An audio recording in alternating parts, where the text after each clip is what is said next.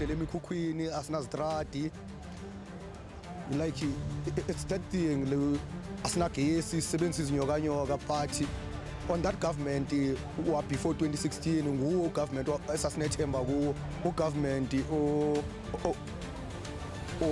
believe ku-liberalism not ugovernment onama neoliberal tendencies whereby azawusebenzela icala elinye elinabelungu. Nna ke la ka electricity le metsi hona je re patala metsi le electricity batho ba ngata ba sebetse so nna ke bona betere ba etse flat rate mo tla khona go patala ha ile flat rate ama services awekho right njengemgwaqo amanzi ayingelela nje ezindlini laphana ephuma emgwaqweni akunaba drain okuvimba amanzi ngoba kuziwinter nje futhi kwesinye isikhathi mabethi omama bayehlala lapha qhamuka nje abantu babaphucikwa bona nje uyabona nje lawo phansi akungcolile ukucola amanzi yonke into baklina balahlele khona la manje ngeke ukuthi iservice ikhona noma bangeza ngeke bayiqede yonke lento banika abantu indawo yabo babaniphile babonela ukuthengisela khona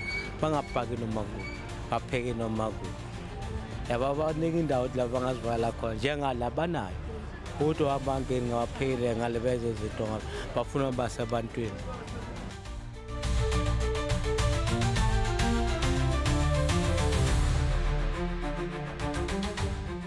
Ompompi abangenawo amanzi ukucisha kagesi amaviki kwezinye izindawo izinyanga ingozi kwezempilo nebangelwa udoti ongaqoqwa imigodi emgwaqeni edala izingozi zemgwaqo nokulimala kwamasondo ezimoto inqalazinda eyebiwe elinyaziwe kanti futhi nenganakekelwa amalambo omgwaqo angasebenzi insakavukela yabahlali ababhikisha izinkinga zokungahlinzekwa kwezidingonqangi inkinga mbukele ikhungethe abahlali bakuleli nezenziwa ukungaphathwa kahle kwezimali ukukhwabanisa untuleka kwamakhono nokunye nje okuningi okubhekene nomasipala kamuva nje abanye balabo bamasipala mbukeli babhekane nezinsolo zokungaholela abasebenzi izinyunyana ezimele okubi imbiko yegidigidi zamarandi omasipala bayibuyisela kumgcini mafa kazwelonke minyaka yonke njengoba mbukeli sibheke kulolu khetho lwasekhaya oluzayo iasikhulume let's talk ibheka ukuthi ingabe yini umnyombo walezi inselelo yini okumele yenziwe ukuze kubhekane nenkinga ezibhekene nohulumeni basekhaya mbukeli asekubingelele ke sikwamukela ohlelweni asikhulume let's talk igama lami ngingubongiwe umakhumalo wakwazwane mbukeli khumbula ukuthi you can be part of this program by calling us to share your views or questions. Our phone numbers are 011-714-0677 kanti futhi siyatholakala ku 0678. You can also find us on our social media pages on X at SABC Zindaba and on Facebook ikhasilethu mbukeli SABC Zindaba. For your convenience, please start with #LetUsTalk, #SABC News, and then write your question or views.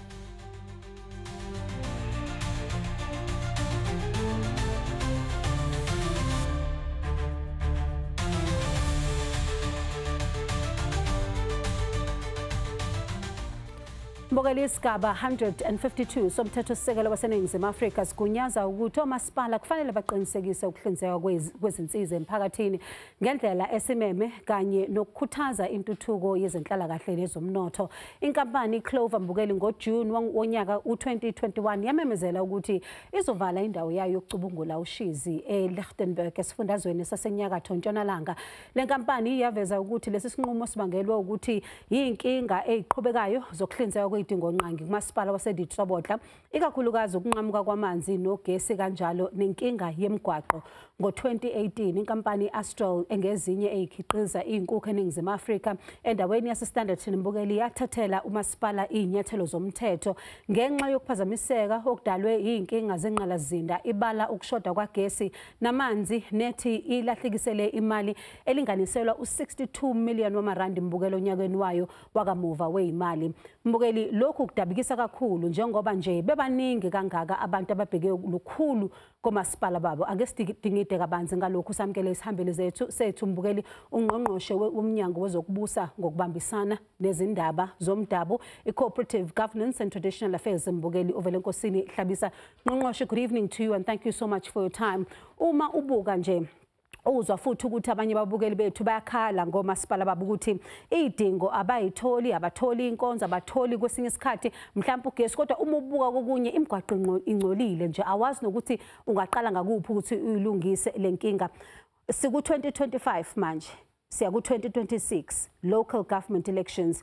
Bayabuza ababukeli ukuthi kanti inkinga yomasipala yini kahle kahle? Angibingelele kuwena dadewethu uBongiwe nababukeli balolu hlelo uAsikhulume ku-SABC. Njengoba kade ngilalele abalaleli bekhuluma ngaphambi basiqala lolu hlelo, kunjengoba ngishilo kwinkulumo engiyethule eGoli izolo, la bekade sethula khona uhlelo olubizwa ngokuthi i-white paper review of the local government. Ingqinamba enkulu ngiyishilo nami izolo ukuthi abanye omasipala abakwazi ukuletha amanzi, ukuqoqa udoti, ukuvala ama-potholes. Abanye bathi sebenikeziwe ngisho imali bangakwazi ukuyisebenzisa, igcine ibuyele emuva kuhulumeni omkhulu. Inkinga ikuphi? Omasipala bethu abanye bakhungethwe inkinga yokuba nabasebenzi abangakwazi ukwenza umsebenzi ngokusezingeni. Imbangela yalabasebenzi bethi beqashiwe ezikhundleni eziphezulu kodwa bangakwazi ukwenza umsebenzi ngokusezingeni yingenxa yalokhu ngesingisi okubizwa ngokuthi i-politicization of employment. Abantu abasuke bedeploywe ngokwezepolitiki, hayi ngamakhono abanawo. Abanye bango-CFO kodwa bakwazi ukwenza amabhuku, abanye bango-enjiniyela kodwa bakwazi ukuhlola umsebenzi opheleleyo, abanye bango-MM noma ngamanye ama-senior managers. Abakwazi ukwenza umsebenzi osezingeni ngenxa yokuthi abaqashekanga ngamakhono ayiwo. Yilokhu-ke esifuna ukuthi-ke sikuqede manje ukuthi kufuneka sibuyisele ukuqashwa kwabasebenzi ezingeni eliphezulu ngaphansi kohlelo lwe-professionalization. Kumele uqashwe ngekhono ukuze uma ungasawenza umsebenzi bakwazi ukuxosha abaqashile, ngoba awuzukubaleka uye kwi-political party yakho uyothi nabe sebenginyakazisa ngivikeleni. Kodwa ngqongqoshe, imibuzo mbili lapho ngizoqala ngokuqala. Uma ubheka this white paper review, siyabuza kodwa singababukeli nabahlali baseNingizimu Afrika ukuthi kanti koze kube nini thina sidinga amaphepha ukuthi sikwazi ukuthi silungise omasipala, asilungisi nje ngani? Ayadingeka amaphepha dadewethu Bongiwe, ngoba uma wenza i-review of the white paper usuke uzosebenzisa abantu abanolwazi nzulu ukuthi bayihlonze inkinga bese behlonza isixazululo esingasuka emoyeni, esisuka elwazini olunzulu, ngoba sebebone kaningi ukuthi umasipala ufike wonakala kuphi futhi udinga ukulungiswa kanjani. Izolo nje Bongiwe kwi-panel besinabafowethu omama nobaba, izinsizwa ezazikhona ngo-1998 kwenziwa i-white paper okuyiyona sisekelo somasipala esisebenza ngaso kumanje. Njengoba-ke sifuna ukusibuyekeza, baphakamisa imibono eminingi ukuthi nakho la kwafike konakala khona futhi yila kufanele kulungiswe khona. Njengoba-ke sovula leli thuba kuze kushaya umhla kaJune 30, bonke abantu emphakathini banelungelo lokuba baveze imibono yabo ukuthi yini abayibona yonakele futhi yini ababona ukuthi ingalungiswa. Imibono yabo yonke sizobe sesiqoqa ndawonye nalaba abanolwazi nzulu, sihlunge okungahle kushaya eceleni bese sibopha iphepha eselizoba isixazululo esikhulu ukuqeda lezi inkinga ezikhona komasipala bakithi. phela bongiwe ukuthi bakhona omasipala abangenawo ama-potholes. Uma benikezwa imali bayisebenzisa bayiqede, ama-financial statements bazenzela bona, bathola i-clean audit. Bayawanikezela amanzi kubantu uma kunenkinga besho ukuthi kunenkinga, ayikho inhle oyithola igobhoza emajaridini nasemgwaqeni. Bakhona labo masipala. Kodwa-ke abaningi abenzi kahle. Yilento-ke sesifuna ukuthi-ke siqondane nawo ngqo kulabo abangakenzi kahle esikhathini samanje. Manje manikhuluma mhlambe namaqembu epolitiki umuntu angabuza ukuthi nizowanqoba kanjani ngoba nawo yiwo ayathanda ukuthi angenelela njengoba usushilo, and kwesinye isikhathi siyabona sike sakhuluma ngalokho futhi ngaphambilini kokuthi amaqembu epolitiki ayathanda ukungenelela komasipala. Inkinga le ekhona nje eNingizimu Afrika minyaka miningi sikhuluma ngale nkinga, nowanqoba kanjani? Isixazululo esikhulu dadewethu Bongiwe kuzoba ngabavoti baseNingizimu neAfrika. Umasipala wabo uma wehluleka ukuletha idingo basuke bazi ukuthi liphi iqembu eluphethe futhi alenzi lutho ukuxazulula lezi inkinga. Kufuneka balikhiphe emandleni ngevoti labo, bavotele elinye iqembu, balinike iminyaka emihlanu ukuthi liyayilungisa inkinga. Uma futhi nalo ithembiso elizenzile lingasazifezi, abalikhiphe ngevoti, bawoze baqondane neqembu elizothi mali sethembe ngalokhu sokwenza nangempela likwenze bese bebuyisela futhi emandleni. Amandla amakhulu yingakho sifuna ukukhuluma nabantu ukuthi zibambeleni mathupha, ningagcini ngokukhomplayina. Uma kufika isikhathi sokuvota, complainani ngevoti lenu, owenze kahle mbuyiseleni, owehlulekile mkhipheni. Alikho iqembu elizo-enjoya ukukhishwa emandleni, olele uzovuka emaqandeni. Shayela ucingo siyatholakala ku 011 714 0677 kanti futhi ku 011 714 0678. Sakaza bukhoma mbukeli, siyatholakala futhi einkundleni zethu zokuxhumana @SABC izindaba ku X, ku Facebook ikhasi lethu uSABC izindaba. Shayela ucingo mbukeli sike sikhulume sizwe ukuthi wena yipi inkinga obhekene nayo kumasipala wakho ngoba kuningi mbukeli, kuningi okwenzakalayo, kuningi okhuluma nathi ngakho insuku zonke. Sikutholele ke ungqongqoshe nangukhona, beka imibuzo yakho, beka imbono yakho, sizwe ukuthi konke kuhamba kanjani. Kodwa ake sithi shelele ey'tolo siyabuya.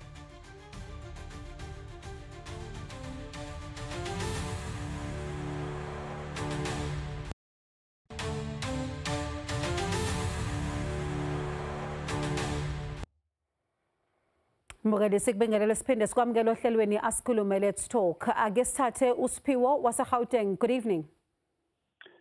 Yebo ma, uyaphila? Siyaphila baba, siyaphila. Singezwe nini, ungaqhubeka? Okay ma. Ngiyamuzwa ubaba uyasho ngalendlela akhuluma ngayo ukuthi sekuzofuneka abantu abanamakhono bese bayaqashwa basebenze komasipala ngoba laba abasebenzayo iningi labo lisuke lithathwe nje liza ngokuba semaqembini epolitiki nani nani. Okay, naku mina la ngikhona. Ngoba sizokhala mase kuthiwa sekuyaqashwa manje kuthathwa labo bantu ngoba siyesibonti baqhamuka ngaphandle, abantu abanama-skills, abantu abaqhamuka ngaphandle bese siyalwa sithi basithathele umsebenzi. Ngila ekuthenini kungakenzeki lokho. Yini kungake kube nama-inspector athi uma ngabe abantu sebesebenzile bese ayohlola ukuthi basebenze ngako na kunalento eyenzakalayo la. Ngisho uhambe emgwaqweni ubone nje ukuthi kufakwa ama-sign wrong emgwaqweni, ubone nje yonke into ukuthi yenziwe nje ngendlela wrong. Why umsebenzi unga-inspectwa ukuthi wenziwe na? Ake kube umsebenzi uyabhekwa, ungagcini nje kuthiwe lowo muntu unika ithenda ahamba ayokwenza umsebenzi enze nje ngaleyo ndlela yakhe esangene enze ngayo for ukuthi ashuthe ahamba ayotshengisa ukuthi uwenzile. Akukho umuntu o-inspector umsebenzi. Ake kube ne-inspector ebheka umsebenzi. Siyabonga kakhulu bhuti Siphiwo eGauteng. Ngqongqoshe uthini ngalokho?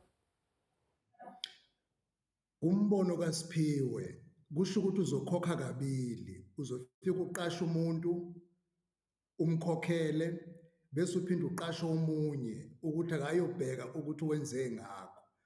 Uma uqashe umuntu owaziyo umsebenzi wakhe uzowenza ngendlela eyiyo ekuqaleni. kwamasipala kunamazinga ahlukene njengoba elinganisa ngabantu abenza umgwaqo. Ufika uqashe inkampani ukuthi ayikwenzela umgwaqo njengo-service provider. Kodwa bese kuba nomuntu omqashile ngaphakathi kwamasipala, owunjiniyela, okuyena ofuneka iprojekthi ayihlole isikhathi ngesikhathi idevelopha.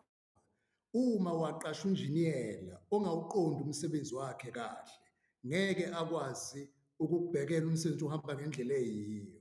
Uma-ke uzofika uqasha umuntu, uphinde uqashe omunye ozozohlola, ukhokha kabili. Kanti uma uqashe kahle kusuka ekuqaleni, qasha unjiniyela nje oyedwa, uma wenza umsebenzi uzowubona wenziwa ngendlela eyodwa, awumdingi omunye umuntu ozoba u-inspector ngaphezulu kwalona omkhokhela nyanga zonke. Kufana nje Bongiwe nokuthi uqasha u-CFO, uqualified ukuze enze amabhuku omkhandlu, kodwa uphinde uhambe uyoqasha i-consultant ube kwenzela amabhuku omkhandlu, ukhokha kabili ngomsebenzi ufuna wenziwe umuntu oyedwa. Ngqongqoshe, right there on that point, lelo phuzu nje kuyenzeka, kusaqhubeka namanje. Siyakubona u-Auditor General uyakhuluma ngakho, kodwa sakubona namanje kuyenzeka ukuthi ikhona i-CFO kodwa siphinde sibone futhi i-consultant iqhamuka ngaphandle izo-prepare these documents, but at the same time some of them are still doing shoddy work. Kusenzeka.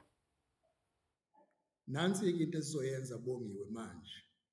Bonke labo masipala abenzelwa ama-financial statements abo ngama-consultant baphinde bathole umbiko omubi. Ufika ukhokha imali enkulu, uphinde uthole i-disclaimer. Sizoqala ngabo ukuthi okokuqala sifuna ukubona ukuthi o-CFO banawo nama-qualification okuba ngo-CFO. Uma babe nawo, baqashwa kanjani phezu kwabantu ababekhompyutha nabo emsebenzini. Ngesikhathi-ke senza le review of the white paper, ngenxa ukuthi umuntu uma eseqashiwe unamalungelo ngeke umsuse isinoma kanjani.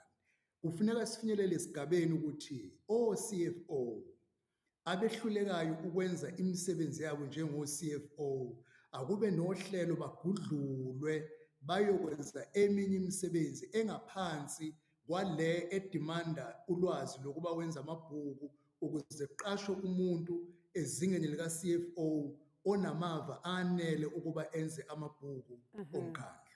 Ake sithathe uSicisini KwaZulu Natal, sawubona. Usaphila sesinjani namhlanje? Siyaphila baba, siyaphila, siyajabula ukuzwa kuwena. Akusitshele ukuthi umbuzo wakho noma umbono wakho uthini? Umbono wami nje umbuzo ukuthi ubaba uhlabisa, ngibonge nje ukuthi sizigcina siqondana la kulolu hlelo.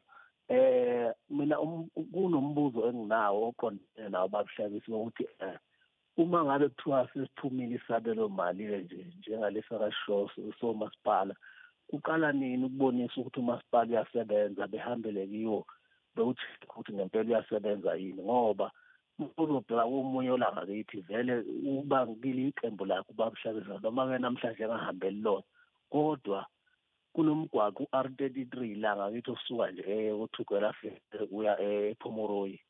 Imigodi angiyazi ukuthi into engakanani, kuphuza inkomo emgwaqweni ngendlela imigodi eyiyo. Phambi kwakho umasipala wethu kumzinyathi imigodi yodwa akuhambeki isikhathi eside.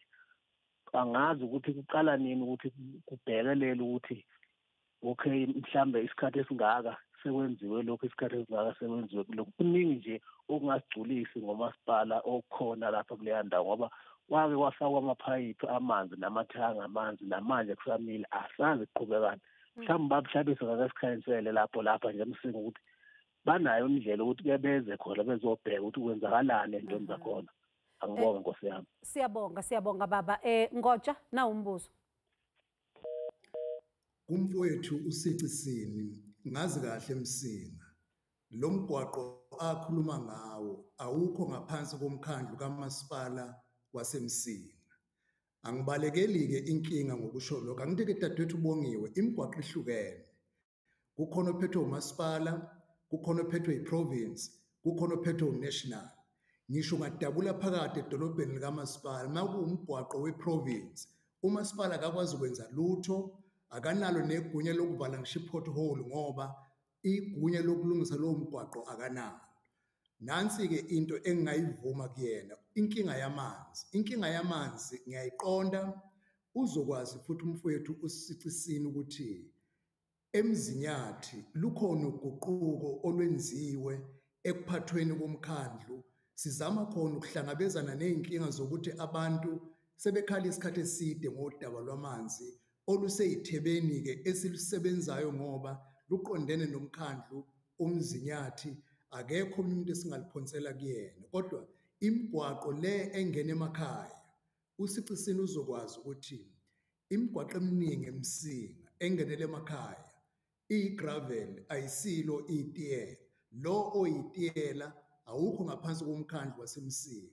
Kodwa-ke zonke igaba likahulumeni, ngabe i-province, ngabe umasipala, ngabe unational, sinesibopho ukuthi imigwaqo eqondene nathi ayifanele ukuba nama-potholes, engavalwa lama-potholes. KwaZulu Natal sesikhulumile futhi nongqongqoshe ophethe ezemigwaqo ukuthi abantu abaningi kudaleka ingozi badlule emhlabeni ngenxa yemigwaqo enama-potholes etiyeleni, okuyinto engafanele ukuyekelelwa ingasukunyelwa masinyane. Ngizocela ukuthi masibuya sibheke isombululo. Ngifuna ukuzwa futhi kuwe ukuthi abantu banesikhathi singakanani usiphindele nge-white paper ukuthi bangakwazi kanjani ukuthi bafake izimvo zabo. Mbukeli, siyabuya khona manje.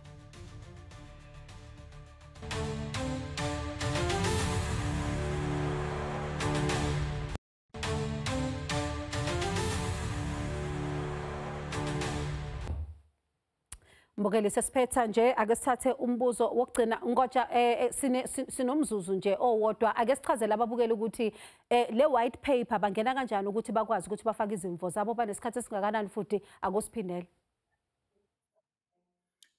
Le white paper dadewethu isikhathi esinikezwe abalaleli umhla ka-30 June 2025. Kusukela manje kuvuliwe ukuthi bangafaka imibono yabo ukuze sikwazi ukuyiqoqa siyicubungule bese siqoqa usomqulu owodwa esizowethula ngoMarch ngonyaka ozayo, sesikwaze ukuqhamuka nenkinga nesixazululo nokubheka phambili kuzo zonke inkinga ezikhumethe omasipala bakithi. Bayifaka kuphi? Mhlambe ku website noma bayakwazi ukuthi babhalele noma bafike kumnyango? Bayakwazi ukufaka ku website www.cogta.gov.za. Kodwa ke enye into esizokuyenza nathi sizophinde futhi sikhangise kusukela nje manje indawo eziningi na ku social media platform okulula ngokwetechnology ukufinyelela kuyona ukuze kube nezindlela eziningi abakwazi ukuthumela ngayo imibono yabo izifinyelele kuhulumeni. Ngoja, siyabonga kakhulu ngesikhathi sakho namhlanje ebusuku nokuthi ukwazi ukuthi uchazele ababukeli bethu ukuthi bakwazi ukuthi bathole usizo ngomasipala babo. Mbukeli, sithemba ukuthi ukwazela ukuthi ucoshacoshe nje okuyi-information ezokwazi ukuthi mhlampe nawe ulwazi oluzokusiza ukuthi ukwazi ukuthi ulungise umasipala wangala uhlala ngakhona. Sibonga futhi nakusihambeli sethu uMinister weCogta uVelenkosini Hlabisa. Sikhumbuze ke mbukelo ukuthi uma uphuthe kulolu hlelo liyaphinda futhi kusasa ku-SABC1 ngehora lesithathu emini. Sikhona futhi ku YouTube kanti na ku SABC Plus. Ake sibonane ngeviki elizayo. Ayixabene.